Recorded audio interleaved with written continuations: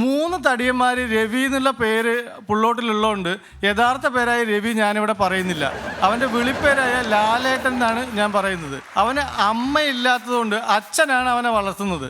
അതുകൊണ്ട് തന്നെ യഥേഷ്ടം ഫുഡ് കൊടുത്തിട്ട് 2 ആളുടെ വണ്ണത്തിലാണ് നമ്മുടെ ലാലേട്ടൻ എപ്പോഴും ഉള്ളത്. കണക്കിൽ ഇവൻ ലോകമണ്ടനാണ്. ഞങ്ങളുടെ നാട്ടിൽ ഇവനേക്കാൾ വലിയൊരു മണ്ടൻ ഒരാളേ ഉള്ളൂ, അതവൻ്റെ അച്ഛനാണ്. ഇവൻ 100 രൂപ കൊടുത്തിട്ട് 100 രൂപ അച്ഛൻ കൊടുത്തിട്ട് പലചരക്ക് മേടിക്കാനും 100 രൂപ കൊടുത്തിട്ട് പച്ചക്കറി മേടിക്കാനും വിട്ടു കഴിഞ്ഞാൽ ഇവൻ കടയിലെത്തിയ വിളിച്ചു ചോദിക്കും, അച്ഛാ ഞാനിവിടെ എത്തിന്ന്, അത് നിങ്ങൾ തന്നില്ലേന്ന് 100 റുപ്യ, അത് ഏത് 100 റുപ്യക്കാണെന്ന് പച്ചക്കറി, ഏത് 100 റുപ്യക്കാണ് പലചരക്ക് മേടിക്കേണ്ടത് ചോദിക്കും.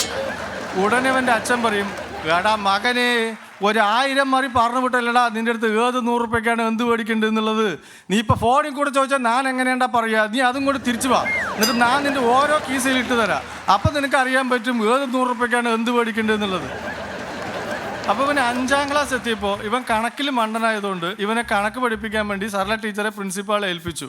അപ്പോൾ ഒരു ദിവസം സർല ടീച്ചർ ഒരു കണക്ക് ചോദിച്ചു, 12 ആപ്പിള് 5 പേർക്ക് 2 എണ്ണം വെച്ച് കൊടുത്തു കഴിഞ്ഞാൽ ബാക്കി എത്ര ആപ്പിൾ ഉണ്ടാവും ചോദിച്ചു.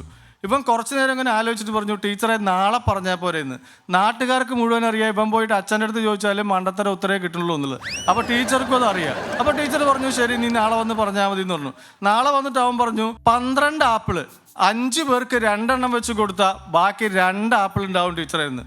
ഉത്തരം കറക്റ്റ് ആയതുകൊണ്ട് ടീച്ചർ ഒന്ന് ഞെട്ടി. ടീച്ചർ അടുത്ത കണക്ക് പറഞ്ഞു, 30 മുട്ട 9 പേർക്ക് 3 എണ്ണം വെച്ച് കൊടുത്താൽ ബാക്കി എത്ര മുട്ടയുണ്ടാവും ചോദിച്ചു.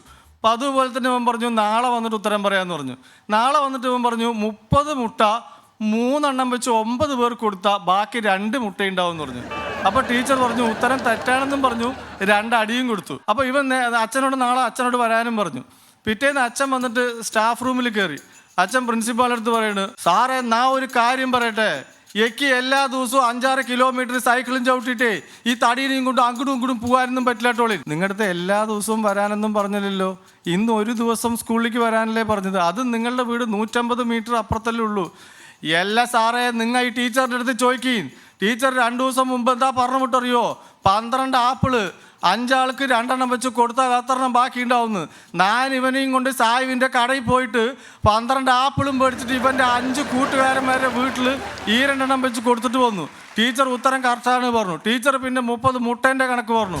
9 ആളുടെ വീട്ടിൽ പോയിട്ട് വരുന്ന വഴിക്ക് ഒരുത്തിൻ്റെ വീട് കുന്നിൻ്റെ മുകളിലായിരുന്നു. കുന്നിറങ്ങണ സമയത്ത് ഇവൻ്റെ കയ്യിൽ നിന്ന് ഒരു മുട്ട പൊട്ടി. നമ്മൾ കറക്റ്റായിട്ട് ഉത്തരം പറഞ്ഞു, ബാക്കി ഉണ്ടായിരുന്ന മുട്ട 2 എണ്ണമാണെന്ന്.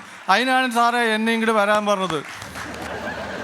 അപ്പോൾ നമ്മുടെ ലാലേട്ടൻ്റെ അച്ഛനൊന്ന് തൊഴുതിട്ട് ടീച്ചറിൻ്റെ അടുത്ത് പറയാണ്, ടീച്ചറെ ഇനി മേലെ അങ്ങനത്തെ കണക്ക് കേൾക്കുകയാണെങ്കിലേ നിങ്ങൾ അവരുടെ വീട്ടിൽ ബൈക്കുണ്ടോ കാറുണ്ടോ എന്നൊക്കെ കേട്ടിട്ട് ചോദിക്കണിട്ടോളി. സൈക്കിളുള്ളവന്മാരുടെ വീട്ടിൽ ചോദിച്ചു കഴിഞ്ഞാൽ വല്ലാണ്ട് കഷ്ടപ്പെടുന്നു.